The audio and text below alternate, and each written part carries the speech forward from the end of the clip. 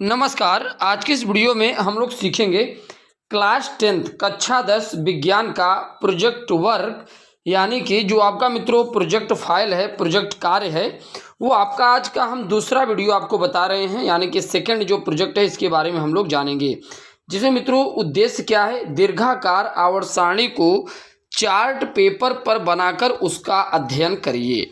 यहाँ पर देखिए जो आज आपका प्रोजेक्ट होने वाला है वो किस पर होगा, दीर्घाकार आवर्त सारणी को चार्ट पेपर पर बनाकर उसका अध्ययन करना है। ये आपका सेकंड प्रोजेक्ट है। और सबसे पहले मित्रों देखिए क्या क्या हम लोग इसमें अध्ययन करना है।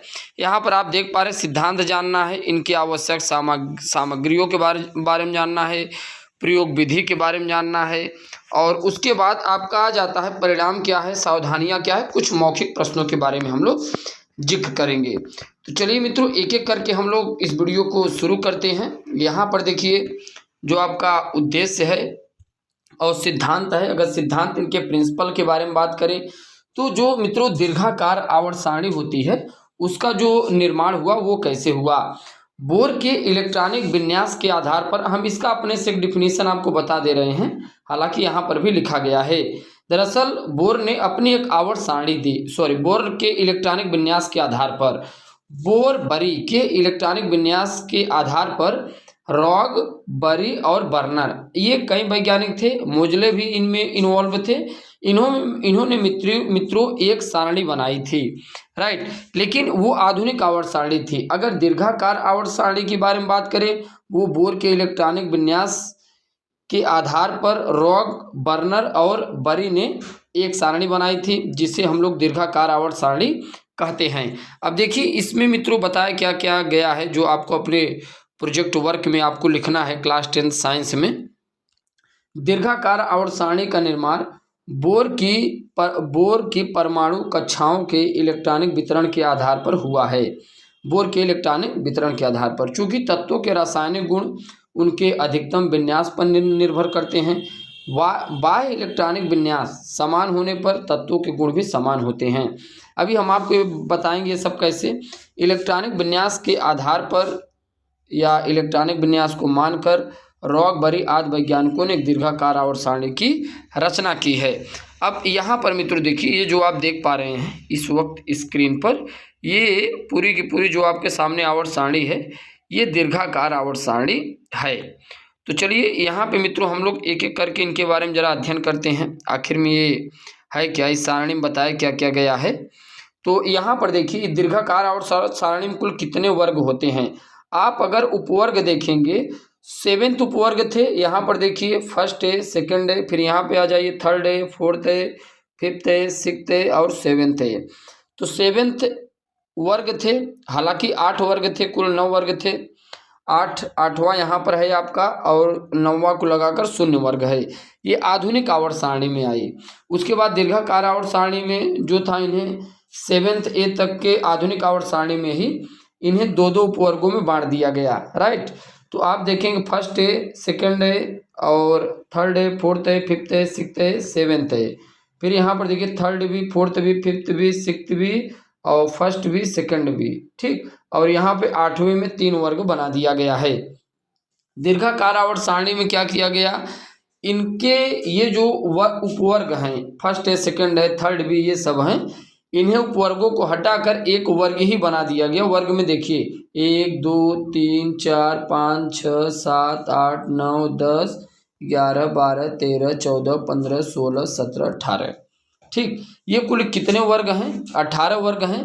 ये यूएसए यानी कि यूनाइटेड स्टेट ऑफ अमेरिका ने इनका IUPAC नाम के आधार पर ये नामकरण रखा है।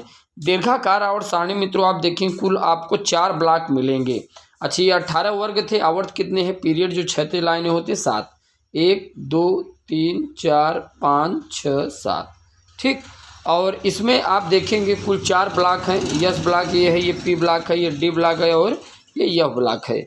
तो ये मित्रों दीर्घाकार आवर्त सारणी है। ये हम आपको पूरा मोटा मोटा तौर पे बता रहे हैं। ये जो आप देख पा रहे हैं हाइड्रोजन परिवार तक क्षार धातु कहते हैं, क्योंकि lithium, sodium, potassium, rubidium, caesium, francium. उसके बाद क्षारीय मृदा धातु हैं, ये बोरान परिवार तत्व है, कार्बन परिवार तत्व है, नाइट्रोजन परिवार तत्व है, ऑक्सीजन परिवार, हैलोजन परिवार और अक्रिय गैस। ये सारे के सारे एलिमेंट्स डी ब्लॉक हैं और ये सारे के सारे यह ब्लॉक के तत्व हैं, लैंथेनाइड और एक्टिनाइड। खास बात यह है कि जो लैंथेनाइड एक्टिनाइड श्रेणी के तत्व हैं इन्हें मित्रों दुर्लभ मृदा तत्व भी कहा जाता है। क्या कहा जाता है? दुर्लभ मृदा तत्व भी कहा जाता है। चलिए और आप ध्यान दीजिए, यहाँ पर हम आपको इसमें पूरा याद करने का ट्रिक बता दे रहे हैं। जो बच्चे देख रहे हों उनके लिए काफ़ी लाभदायक होगा। जैसे पहला वर्ग में हलीना ने कीरब से फरियाद, hydrogen, lithium, sodium, potassium, rubidium, caesium, francium. हलीना ने कीरब से फरियाद, क्या फरियाद की थी? बेटा मांगे कार, स्कूटर, बाप राजी। ठीक। यस्सी यादव लाए AC car. Titanium ZR hi-fi red फर। वंदे मातरम ना बोलो टाटा डैडी बोलो। कोरिया से मोंटी वाइफ लाया सग्गू। मंटू TC रेलवे वाले संग बाहर निकली।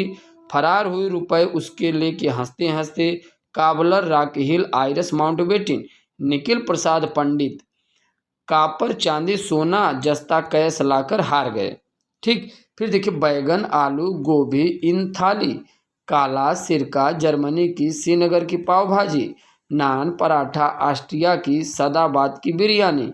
ओनियन सलाद सीबिया का, तेहरान का पुलाव। फिर कल बाहर आई आंटी। ठीक। और ये अक्रिय गैस है, हीलियम, नियान, आर्गन, कैप्टान, जेनान, रेडान। तो ये मित्रों है आपका पूरा ये जो प्रोजेक्ट वर्क में आप इतनी ढेर सारी चीज़ों को आप लिख सकते हैं। चलिए अभी इसके आगे चलते हैं। ये जो मित्रों यहाँ पर देखिए पॉइंटेड बातें लिखी गई है जो आपके लिए बहुत ही इंपॉर्टेंट है, ये आपके एग्जाम में बहुत ही हेल्पफुल करेगा। देखिए यहाँ पर क्या बताया गया है। परमाणु क्रमांक 110, इससे अधिक तत्वों की खोज हो चुकी है। राइट। वर्तमान समय में तो 118 तत्व हैं, परंतु उनका पूर्ण प्रमाणीकरण एवं नामकरण अभी तक नहीं हुआ है। 2005 तक इस सारणी में 116 तत्वों को रखा गया था जिनकी पूर्णतया खोज तथा प्रमाणीकरण हो चुका था। इनमें 94 प्राकृतिक तत्वों से पृथ्वी पर पाए जाते हैं, जबकि शेष संश्लेषण में प्रयोगशाला में अभी बनाए जा रहे हैं, अभी बन चुके हैं। राइट। अब देखिए मित्रों जो दीर्घाकार आवर्त सारणी है यहाँ पर देखिए क्या क्या बातें बताई गई है। अगर इनमें फर्स्ट पॉइंट देखिए, ये बहुत इंपॉर्टेंट है जो आपको लिखना है अपने प्रोजेक्ट वर्क में, कॉपी में। 18 ऊर्ध्वाधर स्तंभों में बाएं से दाएं 1 से 18 अंक प्रदान करें। ठीक। वो तो आपको अभी हमने दिखाया। 8 आधुनिक आवर्त सारणी में वर्ग निम्न प्रकार से किए गए थे।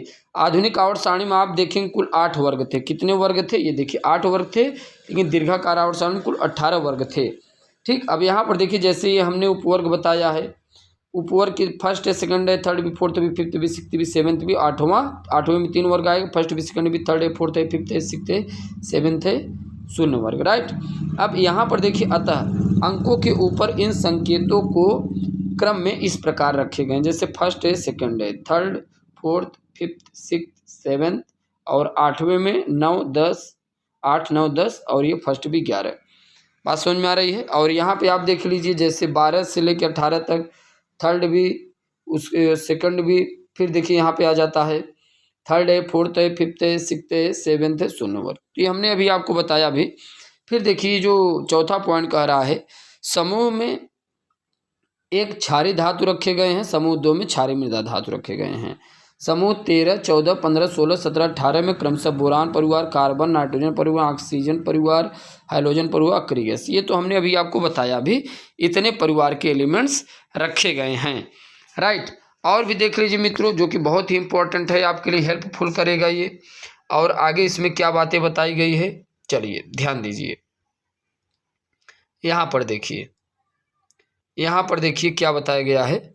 यहाँ पर जो समूह है ये संक्रमण तत्व हैं, 4, 3, 4, 5, 7, 8, 9, 10, 11, 12।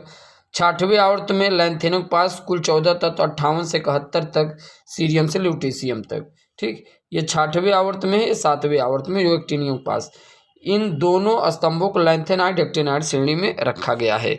इसके बाद देखिए रिजल्ट क्या जाता है। रिजल्ट अगर आप देखेंगे तब आधुनिक आवर्त संरचना में 7 क्षैतिज पंक्तियाँ होती हैं जिन्हें आवर्त कहते हैं।